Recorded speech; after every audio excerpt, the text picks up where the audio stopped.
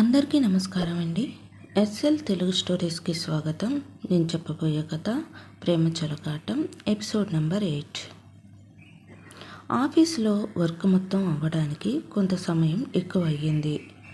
ఆన్య office నుంచి బయటకు వచ్చేసరికి చీకటి పడింది. ఇక మెల్లగా రోడ్డు మీద నడుచుకుంటూ తన హాస్టల్కు బయలుదేరింది. అదేంటో కానీ ఎప్పుడూ మనుషులు వాహనాలతో నడిచే రోడ్డు మీద ఆ టైంలోనే ఎవరూ లేరు. ఇంకా ఏ ఆటో కూడా రావడం లేదు. తన నడక మొదట ధైర్యంగా సాగింది. కానీ ముందుకు వెళ్తున్న కొద్దీ ఏదో తెలియని భయం మొదలైంది. ఇంతలో ఎవరో వ్యక్తి బైక్పై హెల్మెట్ పెట్టుకుని వచ్చి ఆన్య పక్కనే తన బండిని ఆపాడు. ఇక ఆన్యకి ఏదో తెలియని భయం, ఎవరై ఉంటారో అనే అనుమానం మొదలైంది. మేడం, ఈరోజు ఏ వాహనాలు ఇటువైపు రావు. ఈ రోడ్డుకు కొంచెం ముందు రోడ్డు పని జరుగుతుంది. అందుకని ఇటు వాహనాలు ఏమీ వెళ్ళవు. మీరు ఇటు రావడం చూసి చెబుదామని వచ్చాను అన్నాడు ఆ వ్యక్తి. ఓ అలాగా, నాకు తెలియదండి. మీరు చెప్పినందుకు గాను థ్యాంక్స్ అని అంది ఆన్య. పర్వాలేదు, రండి, నేను మిమ్మల్ని తీసుకుని వెళ్ళి మీ హాస్టల్ దగ్గర దింపుతాను. నేను హాస్టల్లో ఉంటానని మీకు ఎలా తెలుసు? ఇష్టమైన వారి గురించి తెలుసుకోవాలని అనిపిస్తుంది కదండి, అందుకే తెలుసుకున్నాను. ఆ మాట విన్న ఆన్యకు కొంచెం కోపం వచ్చి, ఇష్టమైన వారు ఏంటండి? అసలు మీరు ఏం మాట్లాడుతున్నారు? ఇంతకీ మీరెవరు? నేను మీకు తెలియదు, కానీ మీరు మాత్రం నాకు బాగా తెలుసు మేడం. నేను మీకు ఎలా తెలుసు అని అంది ఆన్య. నేను ఉన్నదే మీకోసం, అందుకే ఎప్పుడూ మీ వెనకే తిరుగుతాను. మీరే నన్ను చూడరు, పట్టించుకోరు అన్నాడు. అవునా, ఇప్పుడు పట్టించుకుంటాను, కానీ ఒకసారి హెల్మెట్ తీయరా అంటూ తన బ్యాగ్లో ఉన్న ఫోన్ తీసి పోలీసులకు ఫోన్ చేస్తుంటే, ఏయ్ నేను అన్య, ఫోన్ చేయకు అని తన మొహం మీద ఉన్న హెల్మెట్ తీశాడు. ఓ నువ్వా అని బాగా తెలుసు అన్నట్లుగా అంది ఆన్య. ఏంటి, ఈ లేడీ టైగర్కి భయం ఉండదా? ఇంకా అవును, ఈ బైక్ వేసుకుని నా వెంట పడుతూ వస్తున్నావేంటి? సరే ముందురా వెళ్దాం, బైక్ ఎక్కుచో అన్నాడు అతను. నువ్వు ఇంకా ఇంటికి వెళ్లకుండా ఇక్కడ ఏం చేస్తున్నావు అంది ఆన్య. తమరి కోసం వెయిటింగ్ చేస్తున్నాను. మరి ముందే చెప్పొచ్చు కదా, ఇంతసేపు నన్ను ఫాలో అవడం ఎందుకు? నువ్వు భయపడతావేమోనని చూస్తూ వస్తున్నా అంటూ నవ్వుతూ అన్నాడు. సర్లే పద, ఇప్పటికే లేట్ అయ్యింది అని అంది ఆన్య. ఇక అతను హెల్మెట్ పెట్టుకుని బండిని స్టార్ట్ చేశాడు. ఇక ఇద్దరూ కలిసి బండి మీద వెళ్తున్నారు. అలా వెళ్ళే దారిలో ఐస్ క్రీమ్ బండి కనిపించి అక్కడ బైక్ను ఆపాడు. ఇదేంటి ఇక్కడ ఇప్పుడా? ఇలా ఎవరైనా చూస్తే? వెళ్దాం పద. అసలే చాలా లేట్ అయ్యింది, వార్డెన్ తిడుతుంది. ప్లీజ్ అన్య, ఈ ఒక్కసారికి ప్లీజ్ ప్లీజ్ అని అంటూనే ఉన్నాడు. ఇక అన్నిసార్లు అడుగుతుంటే కాదనలేక, సరే అయితే తొందరగా తిని వెళ్ళిపోవాలి మరి. ఓకే మేడం, తమరు ఒప్పుకోవడమే నాకు ఎనలేని ఆనందాన్ని ఇస్తుంది అంటూ నవ్వగా ఆన్ని చేత్తో అతని వీపుని తట్టి, చాలే కానీ తొందరగా తీసుకురా, మరలా లేట్ అవుతుంది అని అంది. ఇక అతను ఐస్ కొనడానికి ఆ బండి దగ్గరికి వెళ్ళాడు. ఆన్య కొంత దూరంలో అతని బైక్ దగ్గరే నిలబడి ఉంది. ఇంతలో బాగా తాగి ఫ్రెండ్స్తో కలిసి అటుగా కారులో వెళ్తున్న విక్కీ ఆన్యను చూడడమే కారు స్పీడ్ పెంచి ఆన్య వైపుకు కారును తిప్పి ఫాస్ట్గా డ్రైవ్ చేస్తూ వచ్చి ఒక్కసారిగా బ్రేక్ వేశాడు. కారులో ఉన్న వాళ్ళు అందరూ ఒక్కసారిగా ముందుకు పడినట్లు అయ్యింది. దాంతో విక్కీ ఫ్రెండ్స్ కంగారుగా ఏమైంది విక్కీ, ఏమైంది అని అడుగుతున్న వాళ్ళ మాటలు వినకుండా పట్టించుకోకుండా కోపంగా కారు దిగుతుంటే, అసలు ఏమైందో అని కంగారుతో కారులో నుండి విక్కీ ఫ్రెండ్స్ కూడా దిగారు. ఇక ఆ కారు వచ్చిన వేగం, ఒక్కసారిగా పడిన బ్రేక్ వలన ఆ కారు ఆన్యను ఢీకొన్నట్లే అనిపించింది. కానీ ఆన్యను త్రుటిలో తప్పించాడు ఆ వ్యక్తి. వెంటనే ఆన్య చేతిని పట్టుకుని లాగి తన బైక్ ఎక్కించుకుని వెళ్ళాడు. డామిట్, ఎవడ్రా వాడు? నా నుంచి ఈరోజు దాన్ని కాపాడాడు, కానీ రేపటి నుంచి ఎవరు కాపాడతారు అని కోపంగా అంటూ ఉంటే, ఏంటి విక్కీ నువ్వు? అసలు ఏం చేస్తున్నావో నీకైనా తెలుస్తుందా?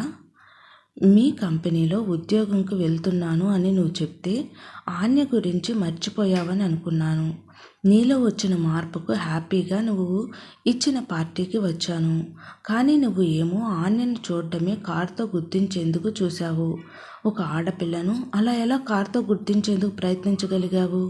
ఒక మనిషి ప్రాణం తీయడం నీకు అంత ఈజీనా? నీకు కోపం వస్తే ఏమైనా చేస్తావా అంటూ కోపంగా ప్రశ్నించాడు రాజేష్. నా గురించి నువ్వేమనుకుంటున్నావు?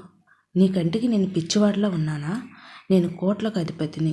అలాంటి నన్ను ఆఫ్టర్ ఆల్ ఒక పేదింటి అమ్మాయి అయిన ఆన్య నన్ను చెంప మీద కొడితే మర్చిపోయి తిరగడానికి నేను నువ్వు కాదు. నీలాంటి క్షమించే మనసు నాది కాదు. నేను చాలా హ్యాపీగా బ్రతకాలని అనుకుంటాను. నాకు ఈ కష్టాలు ఏడుపులు వినాలంటేనే అసహ్యం. అలాంటి నేను ఎంతో ఆనందంగా నా పుట్టినరోజు వేడుకను చేసుకుంటూ ఉంటే నేను పిలవకుండా వచ్చి నన్ను వరుణ్ను కొట్టి అక్కడ ఉన్న ఆనందాన్ని మొత్తంను ఏడుపు కొట్టుగా మార్చేసింది ఆ ఆన్య. ఇప్పుడు చెప్తున్నాను విను. నేను మా ఆఫీస్కి వెళ్ళేదే ఆ ఆన్య అంత చూడ్డానికి. ఇంకా ఈ కారుతో గుర్తించడం నాకు ఇప్పుడేం కొత్త కాదు. నేను అమెరికా నుంచి వచ్చిన వెంటనే ఇలానే తాగి 2 అమ్మాయిలను గుద్దేశాను.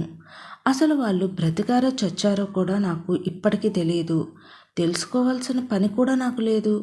మా అమ్మ నాన్న నాకు ఎప్పుడూ వెన్నంటి ఉన్నంత వరకు నాకు ఏ సమస్య రాదు. వాళ్ళు రానివ్వరు. అప్పుడు ఎలా బయటపడ్డానో ఇప్పుడు కూడా అలానే బయటపడేలా చేస్తారు మా వాళ్ళు. అసలు ఇప్పుడు ఆ హెల్మెట్ పెట్టుకుని వచ్చినవాడు ఎవడో కానీ ఆ ఆన్యను కాపాడకపోతే నాలో ఉన్న ఆ పగల మంట ఈరోజే చల్లారిపోయేది అని అన్నాడు విక్కీ. విక్కీ చెప్పిందంతా విన్న రాజేష్ 2 చేతులతో తప్పట్లు కొడుతూ, చేసిన తప్పును ఎంత గొప్పగా చెప్తున్నావురా. నువ్వు చెప్పింది విన్నాక నేను నీతో స్నేహం చేయడం ఎంత పనికిమాలిన పనో నాకు ఇప్పుడు అర్థమయ్యింది. నువ్వు చేసేది తప్పు ఒప్పో కూడా తెలియని స్థితిలో నువ్వున్నావు కాదు. అలా నిన్ను పెంచారు.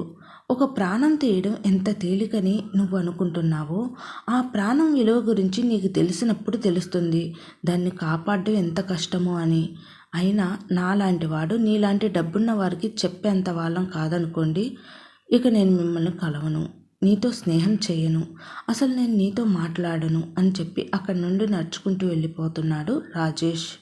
వెళ్ళరా, నువ్వు వెళ్తే నాకేమైనా నష్టమా అంటూ తాగిన మైకంలో రాజేష్ని తిడుతూ ఉంటే, మామ వాడు వెళ్ళిపోయాడు కదా, ఇక పద మనం కూడా వెళ్దాం అని అన్నాడు వరుణ్. అవును, వాడు వెళ్ళిపోయాడు కదా అని తాగిన మైకంలో మాట్లాడుతూ మరలా కారు తీసుకుని ఊగుతూ తూగుతూ అక్కడి నుంచి వెళ్ళారు. ఆన్యను తీసుకుని వాళ్ళ హాస్టల్ దగ్గరకు బండిని ఆపి, ఆన్య నీకు ఎంత ప్రమాదం తప్పిందో చూసావా? వాడు అసలు మనిషేనా? ఎంత ఈజీగా మనుషుల ప్రాణాలు తీయడానికి వస్తున్నాడో చూసావా? నువ్వు ఇలాంటి వాడు ఉన్న చోట ఉండలేవు. అందులోనూ వాడు రేపటి నుంచి ఆఫీసుకు కూడా వస్తున్నాడు. అలా వచ్చేలా నువ్వే చేశావు. వాడు ఇక రోజు నీకు నరకం చూపించేలా ఉన్నాడు. ఇప్పుడే చూసావుగా వాడు ఎంతలా తెగించాడో. అలాంటి వాడితో నీకెందుకు వచ్చిన గొడవ చెప్పు? ఇవన్నీ వదిలి మీ ఊరు వెళ్ళిపోరాదు అని అంటున్నాడు. ఆ మాటలు వింటున్న ఆన్యకి ఎంతో కోపం వస్తుంది. వెంటనే గట్టిగా చరణ్ అని ఒక్క అరుపు అరిసింది. దాంతో చరణ్ ఒక్కసారిగా మాట్లాడకుండా మౌనంగా నిలబడిపోయాడు. నా గురించి నీకు తెలుసు, నేను ఇక్కడికి ఎందుకు వచ్చానో కూడా నీకు తెలుసు. నేనంటూ వెళ్తే అది కేవలం ఆ విక్కీ ప్రాణాలు తీసుకునే వెళ్తాను అని కోపంతో చెప్పి అక్కడి నుంచి హాస్టల్కు వెళ్ళింది. ఈ ఆన్య నా మాటలు అస్సలు వినడం లేదు. ఆ విక్కీ వలన ఆన్యకి ఏమైనా అయితే ఆన్య లేకుండా నేను ఉండలేను. అది తనకి తెలిసి కూడా నా ప్రేమ కన్నా తన పగకే ఎక్కువ ప్రాముఖ్యం ఇస్తుంది.